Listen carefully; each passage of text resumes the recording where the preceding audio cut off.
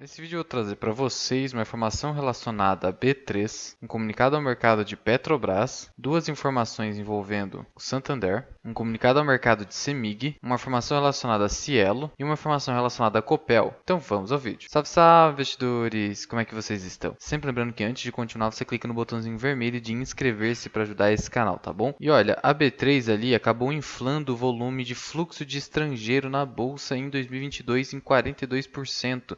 Gerando distorções ali nas estatísticas. Então ela anunciou nessa sexta-feira, dia 1º de abril, uma revisão metodológica nos dados do segmento de renda variável que faz com que o saldo de capital estrangeiro que entra na bolsa brasileira em 2022 caia em cerca de 27 bilhões de reais, um número bem substancial. O diretor de produtos e dados da B3 explicou em uma entrevista a jornalistas que a empresa descobriu esse erro relacionado à inclusão equivocada de dados de empréstimos de ação. Houve um erro relacionado ali aos aluguéis de ações. A B3 agora está revisando então seus números e é provável que caia ali então 42% o número de capital estrangeiro no país. O saldo de dinheiro estrangeiro no país, que antes era de 91 bilhões, caiu para 64 bilhões de reais. E veja que esse aqui é um exemplo de como é perigosa a especulação. Muitos especuladores comprando bolsa dizendo, olha, vai entrar capital estrangeiro em excesso, olha a quantidade de investimento de dólar entrando aqui no país. E aí pega a B3 e mostra que não é todo aquele número, e aí muitas vezes um especulador pode se estrepar por ficar operando notícia ou confiando em determinados dados, que não vai fazer com que ele enriqueça no longo prazo, mas apenas morda algumas migalhas, digamos assim, ali no curto prazo. E em relação à Petrobras, um comunicado ao mercado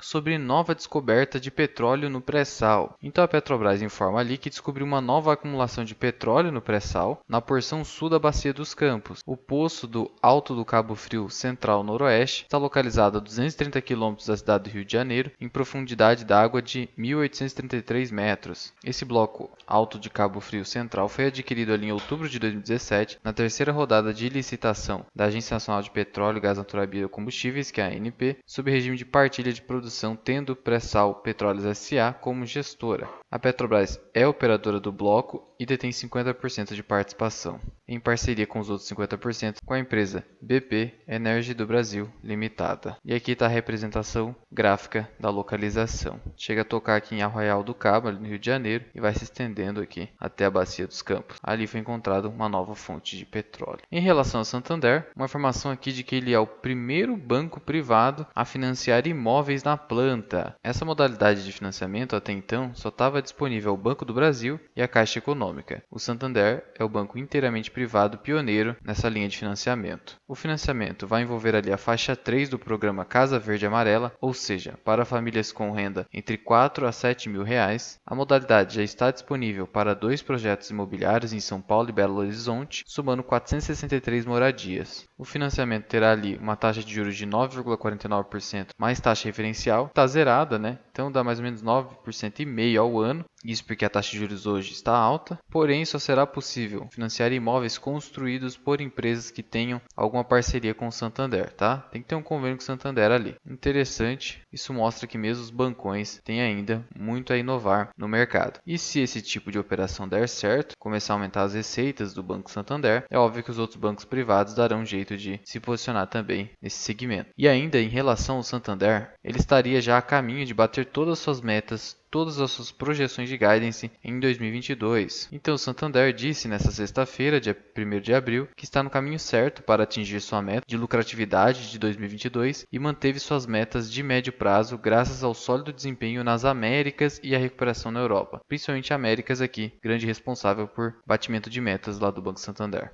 O banco então reiterou a meta de mais de 13% de retorno subjacente sobre o patrimônio tangível do banco, tá? Ante 12,73% em 2021. Manteve ali a sua projeção de distribuir dividendos em 40%. A empresa, que é um banco espanhol, reportou um lucro líquido ali de 8,12 bilhões de euros em 2021, depois de perder 8,77 bilhões de euros em 2020. Veja como as Américas salvam o Santander, né? Trazendo ali um lucro subjacente muito interessante, que é esse lucro que vem de outros países, veja que o lucro na América do Norte mais que dobrou para um recorde de 3 bilhões de euros, impulsionado ali por um aumento de mais de 3 vezes nos Estados Unidos, enquanto na América do Sul aumentou 24% para 3,3 bilhões de euros. No médio prazo, o Santander pretende alcançar um retorno sobre o patrimônio tangível ali de cerca de 15%. Para 2022, mantém a meta em 13% e acha que vai conseguir ali. Prosseguindo em relação à CEMIG, um comunicado ao mercado em que ela informa ali que a sua subsidiária integral, CEMIG Distribuição S.A., que é a operação de distribuição da CEMIG, protocolou na Agência Nacional de Energia Elétrica, ANEEL, relativo à adesão à conta de escassez hídrica, o termo de aceitação às disposições do Decreto 10.939 de 2022, que regulamenta ali as medidas destinadas ao enfrentamento dos impactos financeiros no setor elétrico decorrentes da situação de escassez hídrica. Lembrando que a CEMIG reportou um resultado muito bom considerando a escassez hídrica, que não afetou tanto o estado de Minas Gerais, afetou muito mais o Paraná, mas ainda assim a CEMIG se mostrou resiliente. E no referido documento ali da CEMIG Distribuição, ela solicitou o teto dos recursos do primeiro repasse, referente ao programa de incentivo à redução voluntária de consumo, bem como da importação de energia autorizada pela Câmara de Regras Excepcionais para a Gestão Hidroenergética para os meses de julho a agosto de 2021, totalizando 190 milhões de reais. Por fim, foi solicitado o acesso pleno aos recursos a serem disponibilizados pela conta de escassez hídrica, referente aos custos relacionados ao saldo da conta centralizada de recursos de bandeiras tarifárias, para a competência de abril de 2022 e pelo procedimento competitivo simplificado. Para quem não sabe, esse decreto aqui, 10.939, citado pela CEMIG, ele criou ali a conta de escassez hídrica, gerida pela Câmara de Comercialização de Energia Elétrica, destinada a quê? A receber recursos para cobrir total ou parcialmente os custos adicionais decorrentes da situação de escassez hídrica para as concessionárias e permissionárias de serviço público de distribuição, tá? Para as empresas de distribuição, como a CEMIG Distribuição. Dessa forma, os impactos negativos da escassez hídrica, gerando ali também, inclusive, moratórias, prejudicando essas empresas do setor, bem como os acréscimos de custos que elas tiveram ali para comprar energia no mercado e vender aos seus clientes, está sendo suprido por essa conta de escassez hídrica, sendo que a CEMIG ali solicitou 190 milhões de reais. Sendo que a gestora ali dessa conta pode até mesmo contratar operações financeiras destinadas à captação de recursos para gerir a conta de escassez hídrica e suprimento de fundos aqui, tá? No geral, é uma notícia que beneficia a CEMIG. Em relação a Cielo, ela chegou na data de hoje disparar 10%, fechando ali na casa dos 8%. E por que teve